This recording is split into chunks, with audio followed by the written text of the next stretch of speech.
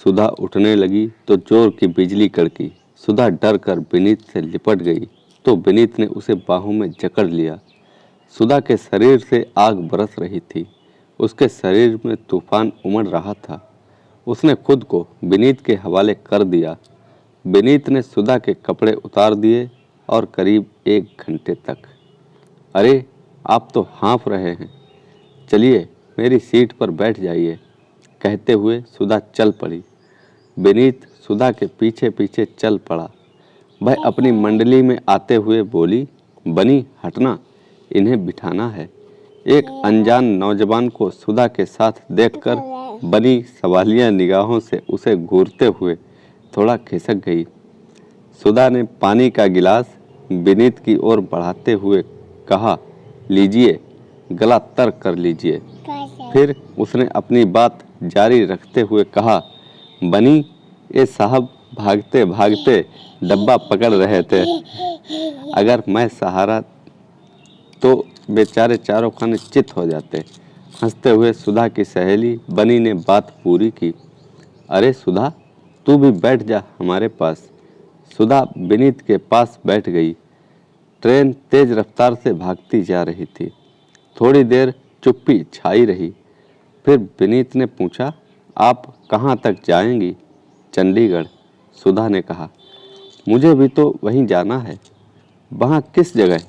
College की ओर से खेलों में हिस्सा लेने जाना है, बनी ने कहा। मैं भी तो वहाँ बैडमिंटन खेलने जा रहा हूँ, विनीत ने मुस्कुराते हुए कहा। विनीत के सजीलेपन से सुधा बहुत खुश हुई। रास्ते में जहाँ भी ट्रेन रुकती, चाय नाश्ता लेने विनीत ही उतरता था। पूरे 7 घंटे बाद सभी चंडीगढ़ जा पहुँचे। सुधा और बनी की हॉकी की टीम जीत चुकी थी। इधर विनीत का खेल भी बहुत अच्छा रहा। इन 2-3 दिनों में सुधा और विनीत बहुत करीब आ चुके थे। एक दिन खेल खेलने के बाद शाम को दोनों घूमने निकल पड़े। आसमान पर काले काले बादल तैर रहे थे। ठंडी हवा चल रही थी। वे एक पार्क में आ बैठे। रंग बिरंगे फूलों के बीच फुहार बड़े सुंदर लग रहे थे। विनीत आइसक्रीम ले आया। सुधा ने कहा, इसको लाने की क्या ज़रूरत थी? देखती नहीं अभी कितनी गर्मी पड़ रही है। फिर वह आइसक्रीम का मज़ा लेते हुए बोला, सुधा, 2-3 दिन पता ही नहीं चले कि कैसे कट गए। हाँ, सुधा ने धीरे से कहा, घर जाकर कहीं तुम मुझे भूल तो नहीं जाओगी? नहीं, अब मैं भला तुम्हें कैसे भुला सकती हूँ? तुम तो मेरी धड़कन बन चुके हो। विनीत के पास सिमटते हुए सुधा ने जवाब दिया, तो मैं समझूं कि मैं तुम्हें प्यार कर सकता हूँ? सुधा शर्मा गई। जिंदगी में पहली बार उसे किसी से प्यार हुआ था। अचानक रिमझिम पानी बरसने लगा। विनीत बोला, आओ सुधा चलें, लगता है तेज बारिश होगी। सुधा उठने लगी तो जोर की बिजली कड़की। सुधा डर कर विनीत से लिपट गई तो विनीत ने भी उसे बाहों में जकड़ लिया। पार्क खाली होने लगा था। थोड़ी देर रुकने के लिए वे दोनों वहीं पास की खाली झोपड़ी में चले गए। अब जोरों से बारिश होने लगी थी। उन्हें उम्मीद थी कि बिन मौसम की बरसात है, इसलिए जल्दी ही बादल छंट जाएंगे। लेकिन उनका सोचना गलत था। रात बहुत हो चुकी थी। बारिश थी कि रुकने का नाम नहीं ले रही थी। भीगने की वजह से सुधा ठंड से कांप रही थी। विनीत ने सुधा का हाथ अपने हाथ में ले लिया। इतना भीगने पर भी सुधा के जिस्म से आग बरस रही थी।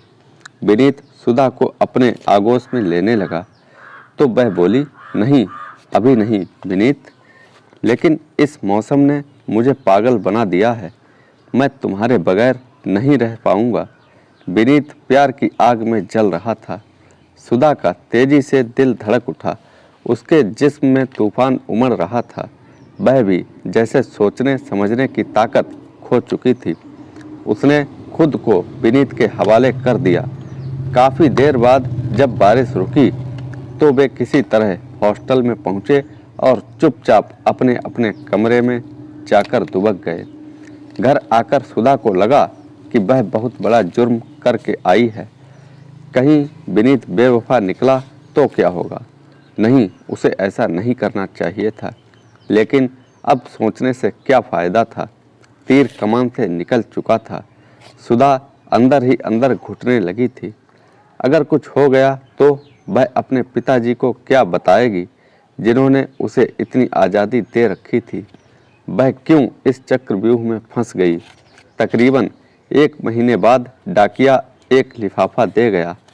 जब उसे खोला तो सुधा खुशी से झूम उठी। उसमें लिखा था, सुधा, अगले महीने मेरे बाबूजी तुम्हारे यहाँ रिश्ता तय करने आ रहे हैं। दूसरी खुशखबरी है कि मुझे नौकरी भी मिल गई है। तुम्हारा विनीत। जब विनीत के पिता सुधा को देखकर लौटे तो उनका चेहरा गुस्से से लाल पीला हो रहा था। आते ही वे बोले, एक बात कान खोल कर सुन लो, तुम्हारी शादी उस बदनाम लड़की से कभी नहीं हो सकती। लेकिन क्या हुआ, कुछ बताइए ना पिताजी। मुझे पूरी उम्मीद है कि सुधा ऐसी नहीं हो सकती। विनीत जल्दी से बोला, मैं कहता हूँ उस लड़की को भूल जाओ। वह तो अच्छा हुआ कि मेरा पुराना दोस्त डॉक्टर मदन मिल गया। अगर वह समय पर नहीं मिलता तो हम अपनी बिरादरी में नाक कटा बैठते। जानते हो, वह लड़की माँ बनने वाली है। लेकिन पिताजी, आप मेरी बात सुन लीजिए, गुजारिश करते हुए विनीत ने कहा। नहीं बेटा, मेरे जीते जी यह रिश्ता नहीं हो सकता। नफरत से उन्होंने मुंह फेर लिया। नहीं पिताजी, मेरे जुर्म की सज़ा आप सुधा को मत दीजिए। गलती मेरी ही है, उसकी होने वाली औलाद का पिता मैं ही हूँ। यह तुम क्या कह रहे हो। फिर थोड़ी देर रुककर वह मुस्कुराते हुए बोले, बेटा, मुझे खुशी है कि इतना सब होते हुए भी तुमने उस लड़की को अपनाने की बात की। विनीत के चेहरे पर मुस्कान तैर गई। कुछ दिनों बाद विनीत और सुधा का ब्याह हो गया। तो दोस्तों, कैसी लगी ये कहानी, लाइक करें, कमेंट में हमें बताएं और चैनल को सब्सक्राइब करना ना भूलें। धन्यवाद।